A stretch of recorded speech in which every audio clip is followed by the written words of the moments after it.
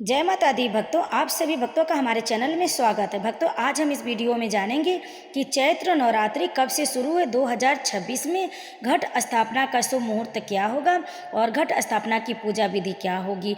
तो भक्तों, आप वीडियो में अंत तक बने रहें और कमेंट में जय माता दी लिखकर आप संपूर्ण जानकारी एक बार जरूर सुन लें कि चैत्र नवरात्रि कब से शुरू होंगे। भक्तों, चैत्र नवरात्रि साल के सबसे महत्वपूर्ण पर्वों में से एक। इन दिनों 9 दिनों में माँ दुर्गा के 9 स्वरूपों की विधि विधान से पूजा की जाती है। नवरात्रि के पहले दिन कलश स्थापना या घट स्थापना के साथ पूजा की शुरुआत होती है और फिर लगातार 9 दिनों तक भक्त व्रत रखकर देवी भगवती की विधि विधान से पूजन करके उनका आशीर्वाद प्राप्त करते। हिंदू धर्म में चैत्र नवरात्रि साल के सबसे महत्वपूर्ण पर्वों में से एक।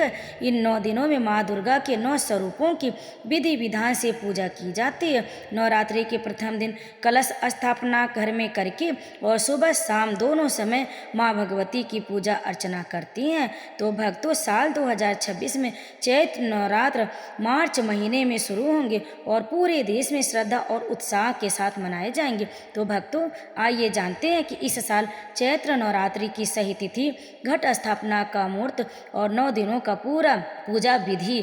तो भक्तों, सबसे पहले हम जानेंगे कि कब से शुरू होगी चैत्र नवरात्रि 2026 में। वैदिक पंचांग के अनुसार चैत्र मास के शुक्ल पक्ष की प्रतिपदा तिथि से चैत्र नवरात्र की शुरुआत होती। इस साल प्रतिपदा तिथि 19 मार्च 2026 को सुबह 6:52 पर शुरू होगी और 20 मार्च सुबह 4:52 तक रहेगी। उदया तिथि के आधार पर चैत्र नवरात्रि की शुरुआत 19 मार्च 2026 से की जाएगी और वहीं 27 मार्च को रामनवमी के साथ नवरात्रि का समापन होगा।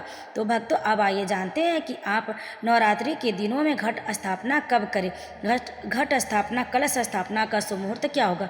नवरात्रि के पहले दिन घट स्थापना का विशेष महत्व होता है। इसी के साथ देवी की पूजा की जाती है। तो घट स्थापना करने के लिए 2 शुभ मुहूर्त बताए गए हैं। पहला शुभ मुहूर्त होगा सुबह में 6:52 से लेकर 7:43 तक और दूसरा मुहूर्त होगा अभिजीत मुहूर्त दोपहर में 12:05 से लेकर 12:53 तक। आप इस शुभ मुहूर्त में माँ भगवती की कलश स्थापना कर लें। इन दोनों समय में श्रद्धालु अपने घर या मंदिर में कलश स्थापना कर सकते हैं। भक्तों, अब आइए जानते हैं नवरात्रि में पूजा विधि। नवरात्रि के पहले दिन सुबह स्नान करने के बाद साफ लाल वस्त्र धारण करें और पूजा स्थान को साफ करें।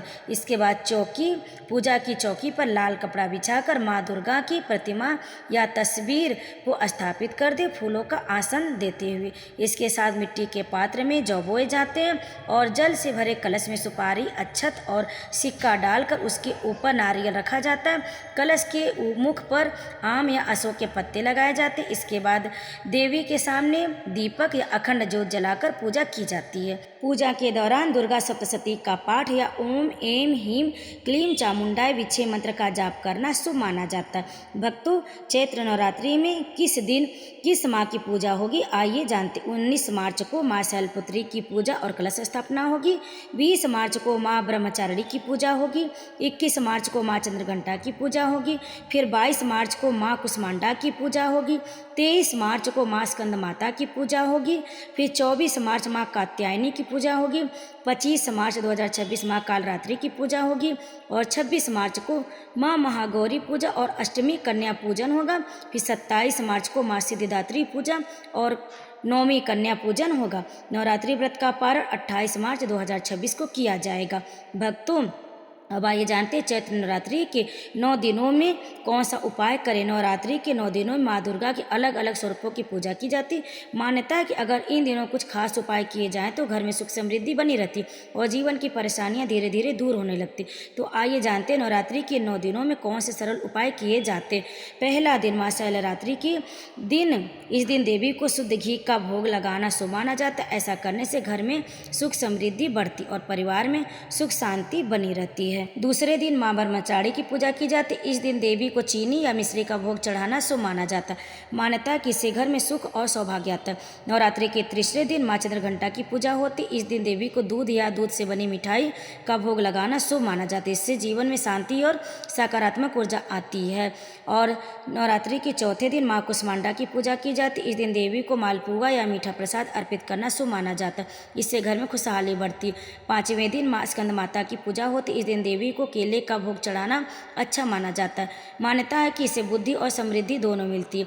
छठे दिन माँ कात्यायनी की पूजा की जाती है। इस दिन देवी को शहद का भोग अर्पित करना शुभ माना जाता है। इससे जीवन में सुख और आकर्षण बढ़ता है। सातवें दिन माँ कालरात्रि की पूजा होती है। इस दिन देवी को गुड़ या गुड़ से बनी चीज़ों का भोग चढ़ाना अच्छा माना जाता है। इससे नकारात्मक ऊर्जा दूर रहती है। और आठवें दिन नवरात्रि की माँ महागौरी की पूजा होती है। इस दिन देवी को नारियल का भोग चढ़ाना शुभ माना जाता है। साथ ही कन्या पूजन करने से विशेष फल मिलता है। और नवरात्रि के अंतिम दिन माँ सिद्धदात्री की पूजा की जाती है। इस दिन देवी को हलवा पूरी और चने का भोग लगाकर कन्या पूजन करना बहुत ही शुभ माना जाता है। तो भक्तों, इस प्रकार से 9 दिन तक माँ दुर्गा के 9 स्वरूपों की विधि विधान से पूजा की जाती है। तो अगर आपको हमारी जानकारी पसंद आई भक्तों, तो वीडियो को लाइक शेयर कमेंट जरूर करें। आप सभी भक्तों को नवरात्रि की हार्दिक शुभकामनाएं। आप सभी भक्तों पर माँ भगवती कृपा सदैव बनी रहे। प्रेम से बोलिए जय माता दी।